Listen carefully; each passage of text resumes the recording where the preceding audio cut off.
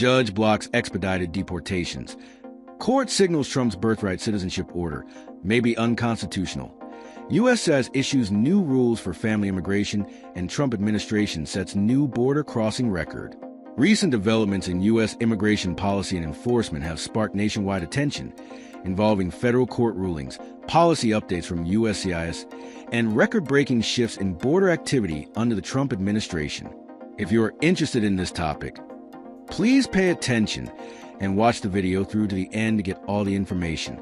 Please hit like and subscribe, and don't forget to push the notification bell for an upcoming video. Judge blocks expedited deportations of those who entered the U.S. legally, possibly curtailing ICE courthouse arrests.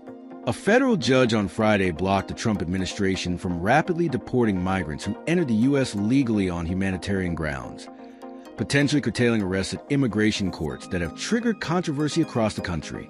U.S. District Judge Jacob of Washington, D.C., barred federal immigration officials from using two Trump administration directives to apply a fast-track deportation process known as expedited removal on migrants who were granted immigration parole to enter the U.S. at an official port of entry.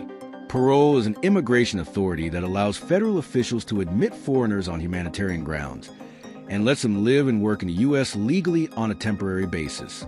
If left in place, Cobb's ruling could significantly hinder the Trump administration's aggressive efforts to ramp up its mass deportation campaign by targeting migrants allowed into the U.S. under the Biden administration through the parole authority. The Justice Department is expected to appeal her order. One operation in particular that could be curtailed by Cobb's ruling is a Trump administration effort to convince immigration judges to dismiss the court cases of certain migrants, so that immigration and customs enforcement agents can arrest them after their hearings and place them in expedited removal. Unlike immigration court cases, which typically take years to complete due to a backlog of millions of unresolved claims, expedited removal allows officials to more quickly deport migrants who arrived in the U.S. in the past 2 years. Those placed in that process face summary deportation from the U.S. unless they express concerns of being persecuted in their home countries and prove to an asylum officer that their fear is credible.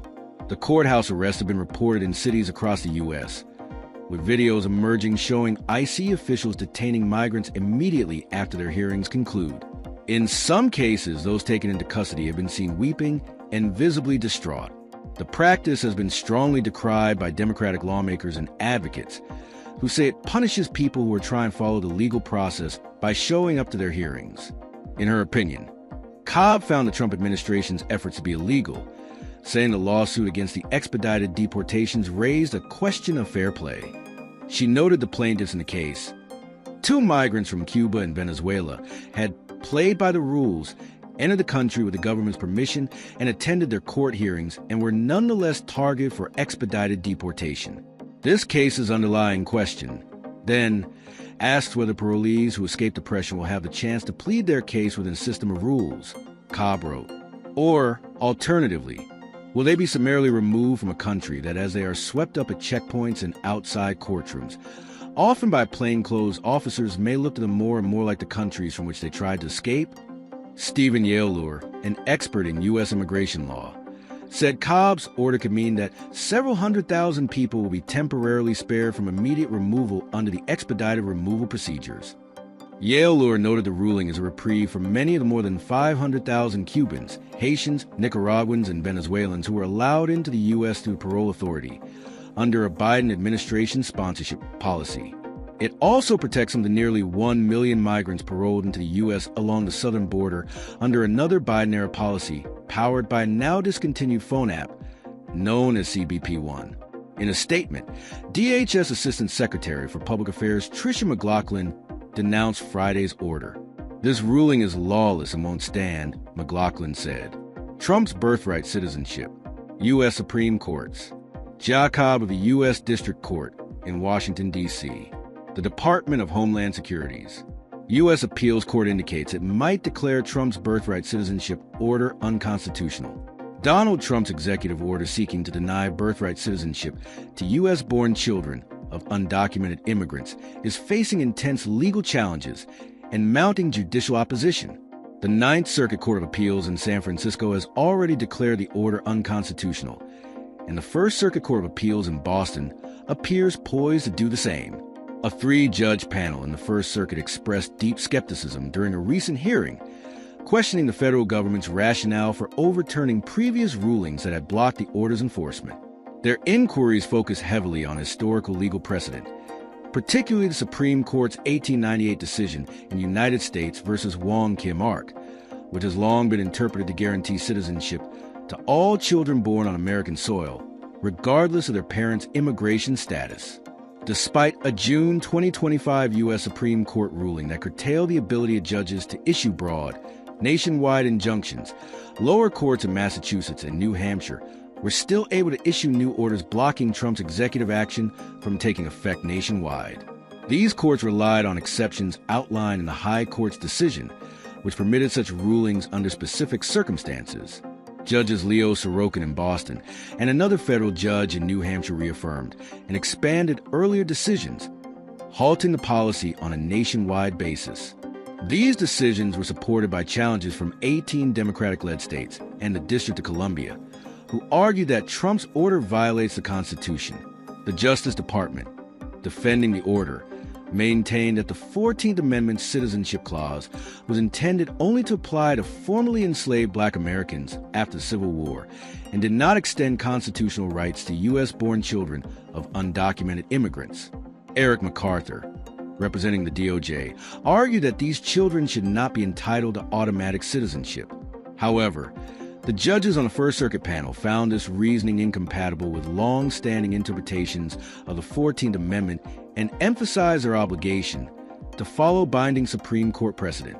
Chief Judge David Barron, along with his colleagues, clearly indicated that they could not disregard the Wong Kim Ark ruling simply because the government now wants to reinterpret it.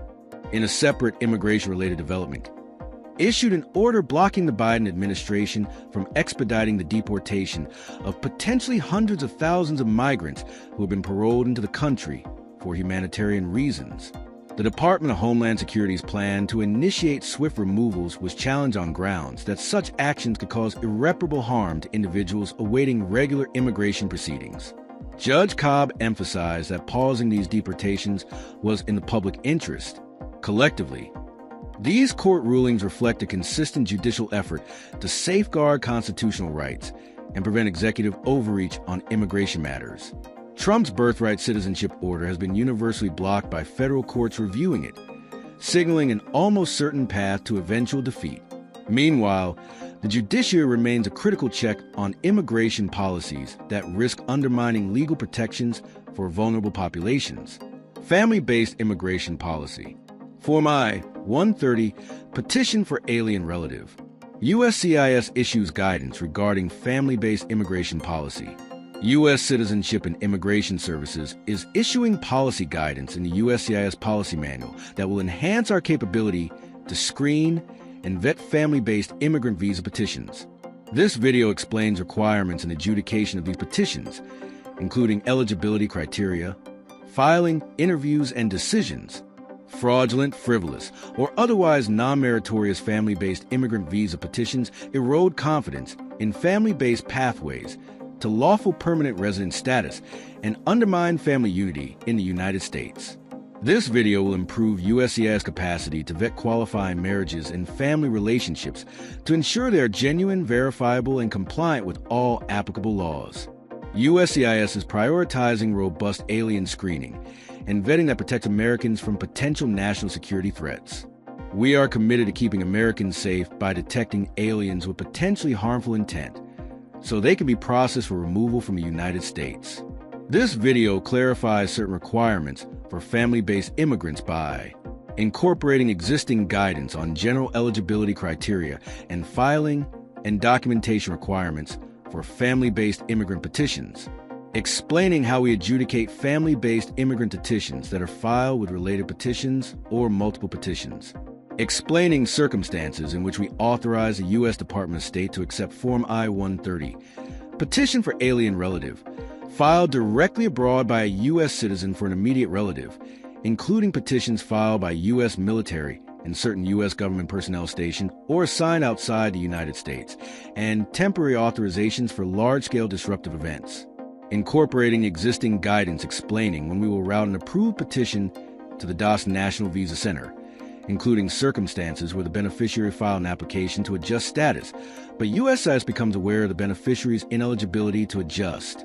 Clarify when we require interviews for family-based immigrant visa petitions, and clarifying that we may issue a notice to appear if the alien beneficiary is otherwise removable, since a family-based immigrant visa petition does not grant immigration status or relief from removal. This video will be effective upon publication and applies to pending requests and those filed on or after the publication date. Trump admin sets new illegal border crossing record. Department of Homeland Security. Kristi Noem, U.S. Border Patrol. DHS. Trump admin sets new illegal border crossing record. A new record low number of daily illegal immigrant crossings was set on the United States-Mexico border in July. The Department of Homeland Security said Friday. July 20th saw 88 people arrested by the U.S. Border Patrol, making it the lowest daily number in Customs and Border Protection history. Why it matters. President Donald Trump returned to the White House, promising a secure southern border and an end to high illegal entries. After record highs during the Biden administration, numbers had steadily fallen across 2024, but fell even faster following his inauguration in January. What to know? The DHS announced preliminary border data for July on Friday, touting that history had been made again with low numbers of apprehensions by the Border Patrol. Looking at the southwest border, alone the region which saw the greatest flow of new arrivals during recent years, CBP made 4,598 arrests between legal ports of entry, around 500 fewer than daily averages seen at points between early 2021 and December 2024. That month, the total number was close to 250,000 arrests. Trump and Secretary of Homeland Security Kristi Noem have proudly stated that it was the president's return to office and a strong messaging that has stemmed the flow of immigrants seeking entry into the U.S. from Mexico.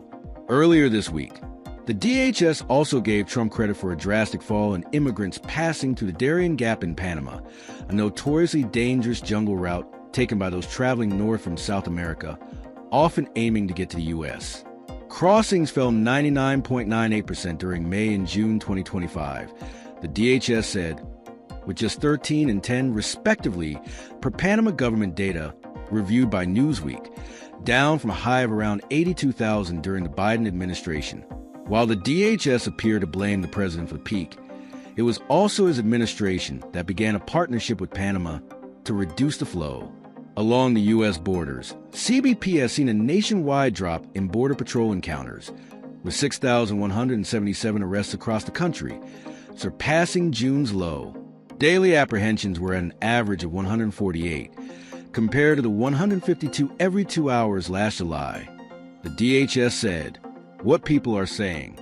DHS Secretary Kristi Noem, in a press release, President Trump didn't manage just the crisis, he obliterated it. No more excuses. No more releases. We put the cartels on defense and taken our border back. Republican strategist Matt Wiley told Newsweek in May that Trump should be making more the fall. If Trump would show up at the border and really highlight this and do this in a way that makes sense, very presidential, bringing other members of Congress, it could be a lift, not just for president, but for Republicans on this issue. What happens next? Illegal border crossings also fell in early 2017 when Trump first entered the White House, before climbing again months later. It remains to be seen if longer-term policy changes will be introduced to prevent another steep rise in illegal crossings.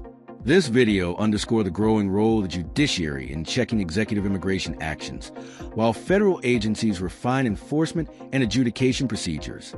As legal protections are reaffirmed and border control tightens, the future of U.S. immigration remains shaped by a complex balance of policy, law, and humanitarian considerations. That is all for today in this video. What are your thoughts on this? Please let us know in the comments section below. Thanks for watching the entire video. Hopefully, the information is useful to you. See you later in the next video. Till then, take care. US Immigration Cracking Update 2025. A federal judge in Washington, D.C. has blocked the Trump administration from using expedited deportation on migrants who entered the U.S. legally under humanitarian parole. Judge Rhea Cobb rule, this practice violated fairness and due process, protecting over 5 lakh migrants, mainly from Cuba, Venezuela, and Haiti, from immediate deportation under Biden-era program. Simultaneously, federal courts continue to reject Trump's challenge to birthright citizenship, upholding the 14th Amendment based on the landmark 1898 Wong Kim-er decision. Meanwhile, USCIS has issued a new policy guidance to enhance the integrity of a family-based immigration. It vetoes stricter waiting standards, interview requirements, and documentation rules, and clarifies that approved pretension do not confer lawful status. It also aims to identify and prevent fraudulent or non-meritorious pretension. In border security, DHS reported a historic low of just 88 illegal border crossing on July 20, 2025, the lowest in a border patrol history, attributing the drop to Trump-era enforcement measures and reduced migration through the Darien Gap.